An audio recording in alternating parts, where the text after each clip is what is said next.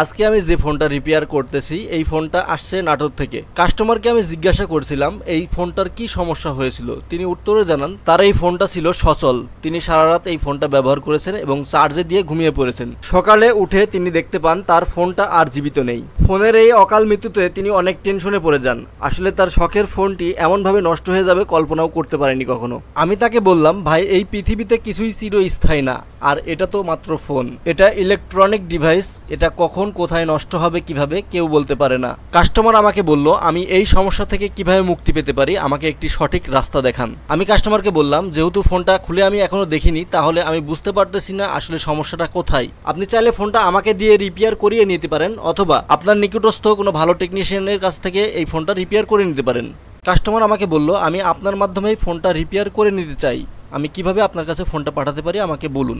আমি কাস্টমারকে বললাম হাতিরপুল মোতালেব প্লাজার পাশে আইফিক্স ফার্স্ট ট্রেনিং সেন্টারে আমি ট্রেনিং নেওয়া অবস্থায় আছি। আপনি চাইলে হাতিরপুল মোতালেব প্লাজা এই ঠিকানায় যে কোনো একটি কুরিয়ারের মাধ্যমে আপনার ফোনটি পাঠাতে পারেন। কাস্টমার যে ফোনটি পাঠিয়েছে এটি রিয়েলমি C53 মডেলের ফোন। আমি ফোনটি খোলার আগেই ধারণা করেছিলাম এটার ব্যাটারি থেকে কোনো একটা সমস্যা হবে। যে ভাবা সেই কাজ, আসলে এর মূল সমস্যা ছিল ব্যাটারির ফিউজেবল রেজিস্টরের। বর্তমানের ফোনগুলোর মধ্যে অপ্পো, রিয়েলমি, ভিভো, শাওমি এই ব্র্যান্ডের ফোনগুলোর ফিউজেবল রেজিস্টর কাটার সমস্যা সবচেয়ে বেশি হয়। এমন সমস্যা হঠাৎ করে হলে যে কেউ ভয় পাবে, এটাই স্বাভাবিক। আসলে ভয় পাওয়ার কোনো কারণ নেই, এই সমস্যাটা খুবই কমন একটি সমস্যা। শর্ট সার্কিট বা ওভার ভোল্টেজ হলে এই রেজিস্টরটি কেটে আপনার ফোনকে সুরক্ষা করে। এই সমস্যাগুলো বেশি দেখা যায় নকল বা লোকাল চার্জার ব্যবহার করলে, লো কোয়ালিটির পাওয়ার ব্যাংক অথবা ফাস্ট চার্জার ব্যবহার করলে, অতিরিক্ত লোড দেওয়া যেমন গেম খেলা অথবা ফেসবুক চালানো অথবা ইউটিউব দেখার সময় ফোনটি চার্জে রাখা অবস্থায় চালানো, আরো বিভিন্ন কারণে এই সমস্যাটি হতে পারে। আমরা যখন রাতে ঘুমাতে যাই তখন ফোনগুলো চার্জে রেখেই ঘুমাতে চলে যাই। আসলে উচিত ফোনগুলো চার্জ সম্পূর্ণ হওয়ার পরে চার্জার খুলে ফেলা, তা না হলে যে কোনো সময় এমন ধরনের দুর্ঘটনা ঘটে যেতে পারে। বর্তমানে মানুষ একবেলা না খেয়ে থাকতে পারে, বাট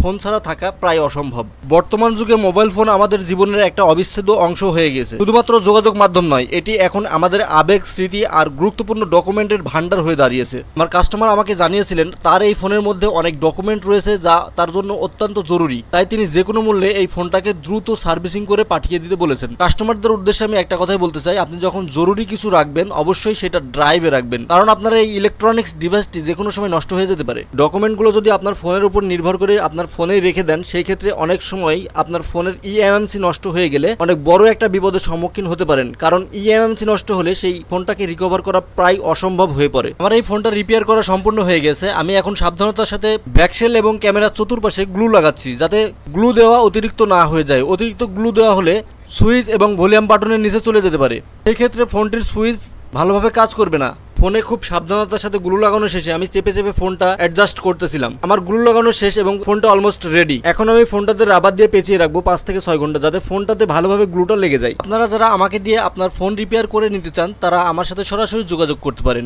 ফেসবুক পেজে এবং ইউটিউব চ্যানেলে আমার হোয়াটসঅ্যাপ নাম্বার দেওয়া আছে, অথবা চাইলে সরাসরি আমার এই ঠিকানায় আপনারা ফোন পাঠিয়ে দিতে পারেন। Hatirpul Motaleb plaza iFix first training center. আজকের ভিডিও মূলত এতটুকুই ছিল। আমার ভিডিওটা যদি আপনাদের ভালো লেগে থাকে তাহলে লাইক, কমেন্ট, শেয়ার করে দিবেন। যারা ফেসবুক পেজ থেকে দেখছেন তারা ফেসবুক পেজটা ফলো করে দিবেন, এবং যারা ইউটিউব চ্যানেল থেকে দেখতেছেন তারা অবশ্যই সাবস্ক্রাইব করে পাশে থাকা বেল বাটনটি চেপে দিবেন। কথা হবে নতুন কোনো ভিডিওতে। সেই পর্যন্ত সবাই সুস্থ থাকুন, ভালো থাকুন, আল্লাহ হাফেজ।